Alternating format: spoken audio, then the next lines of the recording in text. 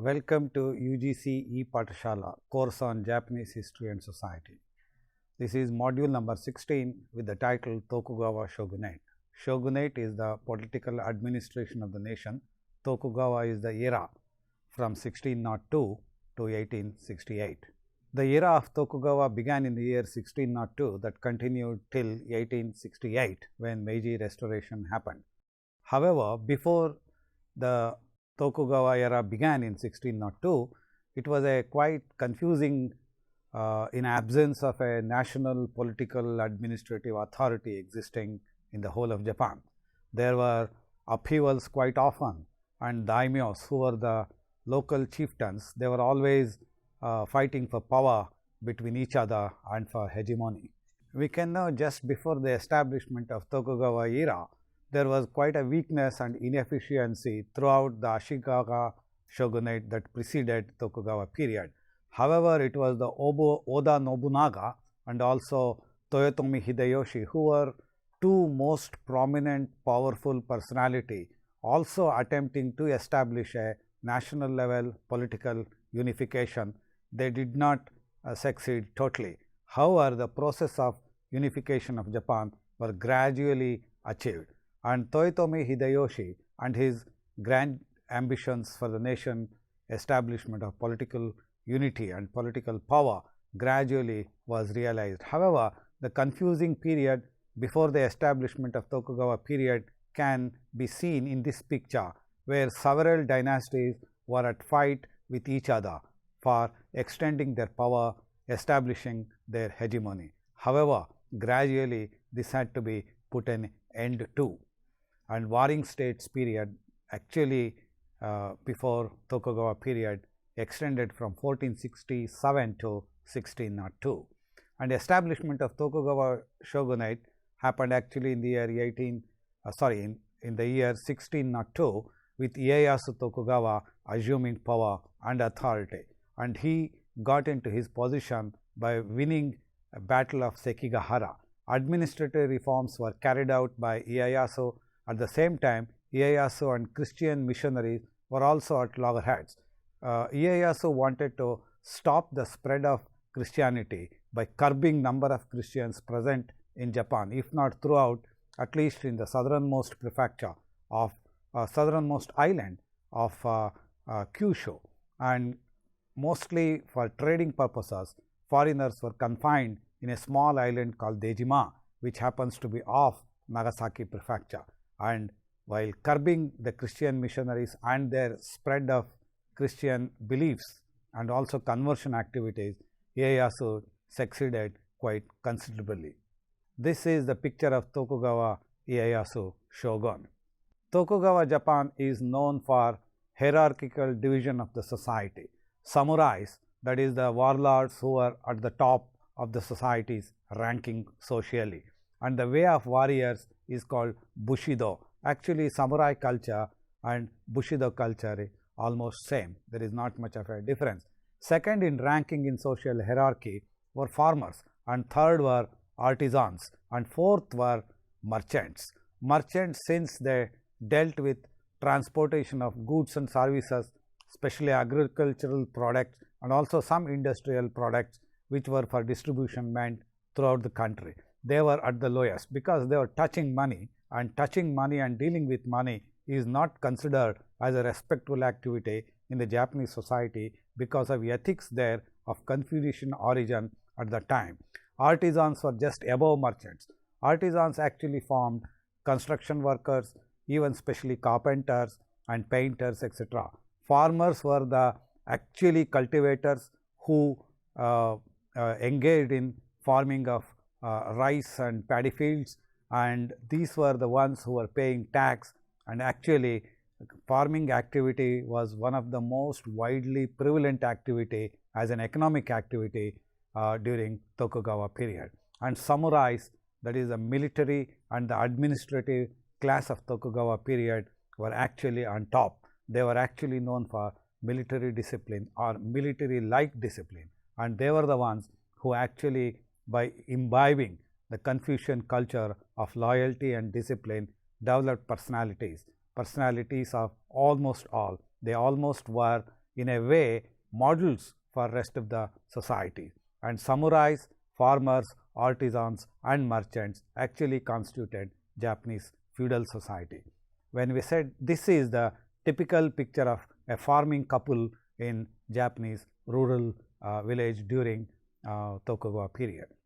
Economic structure of Tokugawa Japan is another interesting area without which we cannot actually say that we have informed you about Tokugawa period. Tokugawa society was a feudal society. When we say a feudal society, it is almost commonly experienced stage in the evolution of history of a nation. Here when we say it was a evolutionary stage in most of the Asian and European societies. However, it is not a necessary stage in the evolution of feudal society. Economy with the agrarian base is the most important and visible and observable characteristic features of the feudal economy. Taxation and the revenue generation by the shogun was the visible activity that administration ruthlessly carried out in mobilizing resources through revenue from taxation alone, and expenditure were really quite a lot for the whole of the nation from the central authority. The condition of the peasantry was not very happy because even when crops failed, they had to pay the tax, and most of the early Tokugawa period farmers were farming only for subsistence level, that is for their own family or the community level. But gradually in the later part of the Tokugawa period, we come to know and we have facts to prove that agriculture had become almost a economically viable activity for the society. And Tokugawa shogun actually had instituted quite a few disciplinary characteristic features for the purpose of administering the entire society. One is called Sankin Kotai, that is actually alternate residence of daimyos in the headquarters, that is at Edo.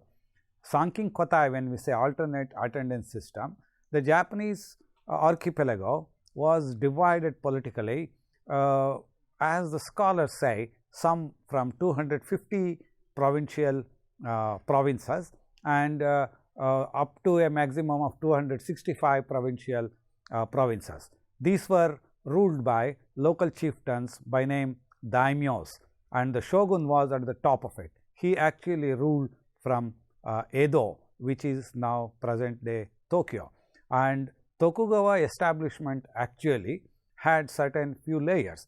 One of the immediate layer was the central government, which was Tokugawa dynasty and some of the related daimyos of the Tokugawa dynasty. They formed the core of Tokugawa administration, who actually extended from Mito, that is the present day Ibaraki prefecture in the immediate northern part of Tokyo.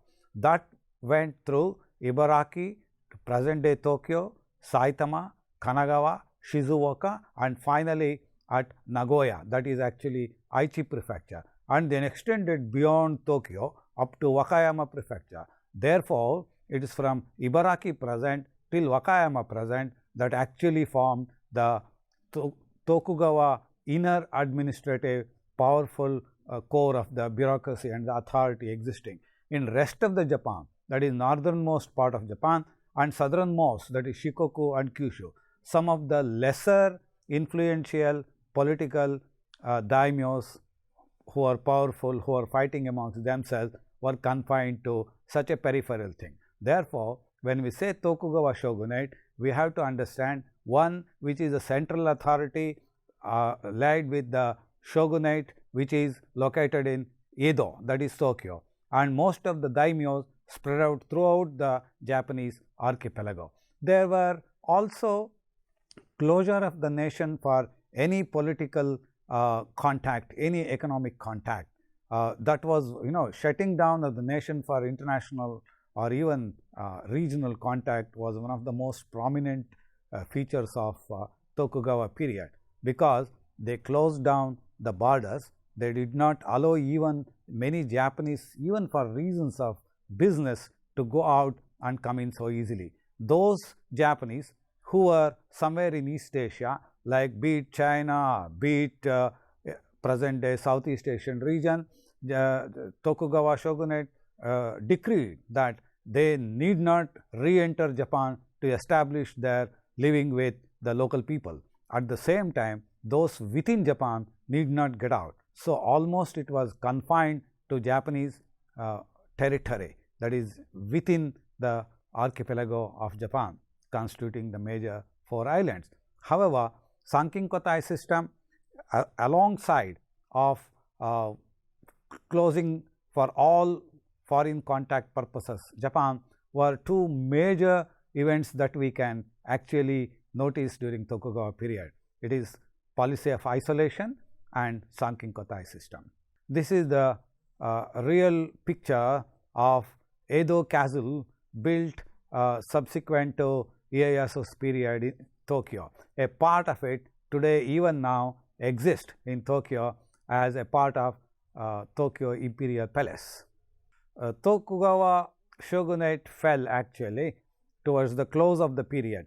Arrival of Commodore Perry was one of the main reasons. Treaty of Kanagawa was signed at the end of the isolation of Japan, opening Japan for commercial contact with foreigners to begin with the United States. Unequal treaties were signed for reasons of extraterritoriality. Sunno Joi, that is, Revere the Emperor, dispel the barbarians, was one of the most widely prevalent slogans of the day. Rise of anti-Bakufu forces also happened at the time, and however, internal bickerings also caused the end of the shogunate, and Meiji restoration occurred in the year 1868. This is the Black Ship, most popularly referred to, in which Commodore C. Matthew Perry arrived in Japan with his soldiers, forcing Japan to sign Treaty of Kanagawa. In summary, we would like to update your knowledge that unification Japan politically happened thanks to Tokugawa Ieyasu's vision of future, how to consolidate political authority for the whole of the nation. However, although there were some efforts before, subsequently it was only Ieyasu's successors who have established political authority throughout the nation, that we call unification of Japan. Then peace and harmony prevailed, but for 2 events which are known. One is called Shimabara rebellion of the year 1637 of Nagasaki. There were certain pockets of Christian influence in order to curb the conversion activities, and also in order to redistribute land among the Japanese people only. There were some trouble which is called Shimabara rebellion. Another one is 47 Ronins, actually symbol of samurai culture, is carrying a sword, and it is used basically to curb the enemy's political influence or advances. However, one little known daimyo opened his sword and attacked people within the castle, and this caused a big confusion, and he was compelled to commit suicide, that is harakiri or seppuku. And with this, some of these lesser known daimyo's suicide actually sent alarm amongst his own loyal people. Certain 47 samurais together finally committed seppuku, that is harakiri, that is self killing. With this event, which is also a bit disturbing Japanese medieval history, but for this Shimabara rebellion and 47 Ronin seppuku, there were otherwise, broadly speaking, peace and harmony that existed in Tokugawa period.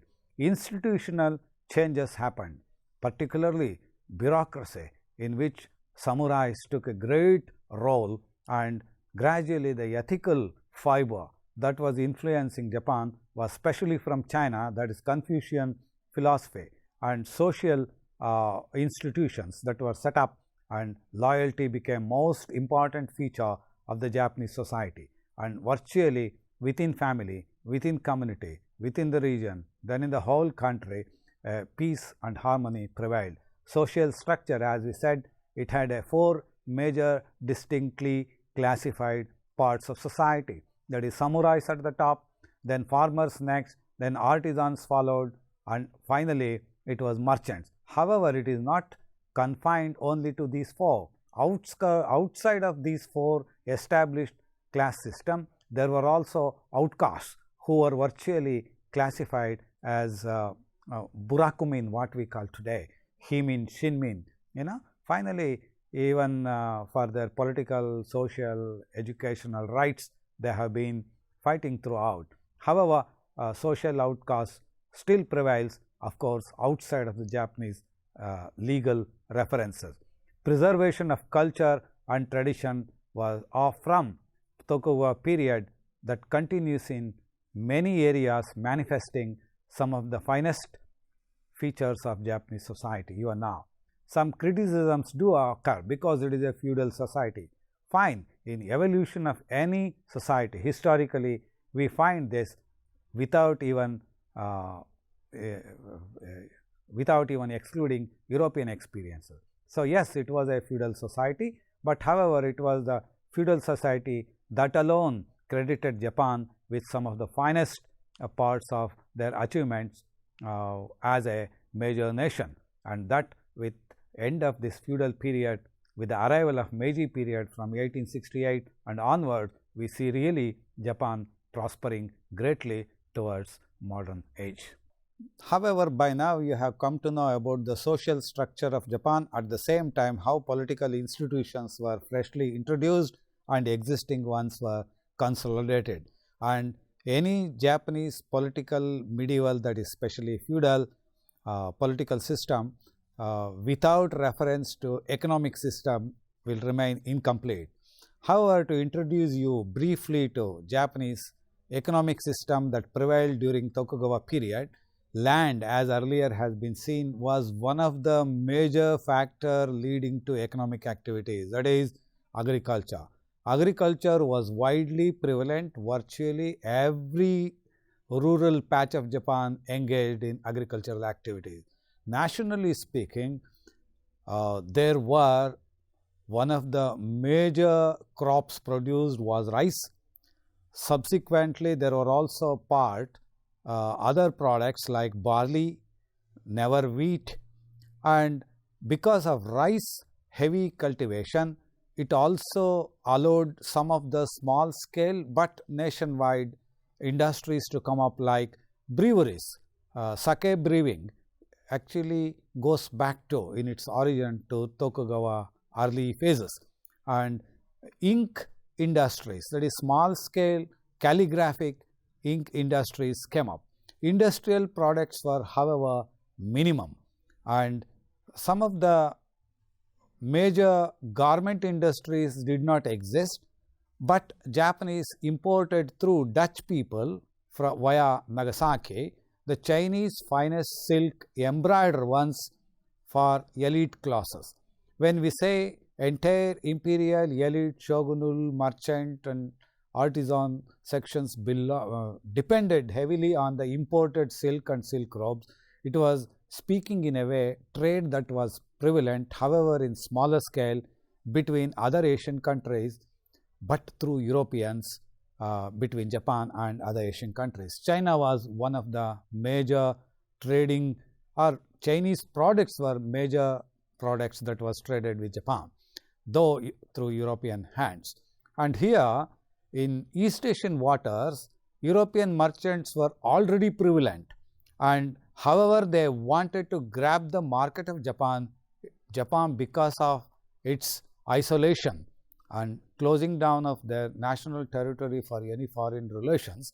Because of that policy, there were only through small pockets of Dejima present Dutch merchants, Chinese goods were traded with Japan.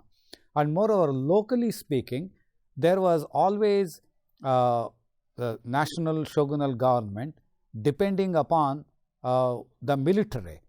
Often at the lowest level, what we call the foot soldiers, that is ashigaru in Japanese, sometimes readily available farming class, especially male able-bodied adults, they were the ones who were constituting and supplying almost as necessary men to local smaller level army. However, building more of that and trying to exercise their influence on the neighboring other smaller daimyos, extending one's own territorial political influence was one of the major activities. Because of rice being one of the major agricultural products throughout Japan, there came up many warehouses.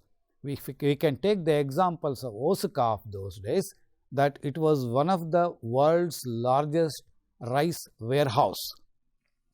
From the beginning and the medieval period of Tokugawa period, when we reach actually 18th century, 19th century first part, that was the time actually we have small scale businesses growing into medium and medium into large scale. Some of the large merchant houses that were present, who were prevalent in more than one of the business activities, also were championing the causes of financial institutions, otherwise what we call private banking functioning houses, and they were even lending money as and when necessary for shogunates also and to many daimyos before. Mitsui is one of the best examples, which was virtually prevalent in most part of and most phases of economic activity, lending and borrowing. And moreover, merchants also provided transportation facilities for moving goods. And Sankin Kotai, that what we have mentioned, alternate residents of daimyo, they had to keep their families virtually every alternate phases in Edo and return to their place, not their families, but they themselves. And movement of people, especially in the Tokaido region, that is the highway, national highway from the Edo to Kyoto, that was one of the finest scenery that many Japanese historians or cultural historians have explained. And moreover, tax was the basis of major part of revenue of the national government, even of daimyos. And virtually the land held by the shoguns overall was about 7 million koku, 7 million koku, and rest of Japan held about 24 million koku, meaning 1/3 of the or 1/4 of the land was owned by shogunal family itself, that is Edo based shogunal family itself, which formerly we referred to as the core shogunate. Rest of the daimyos were only sent to peripheral area. However, political, societal and economic phases of Japanese society or Tokugawa Japan was one of the finest period that we come across in the just pre-modern period, that has virtually given even for today's Japan, that is contemporary Japan, many of the social and ethical base. Thank you.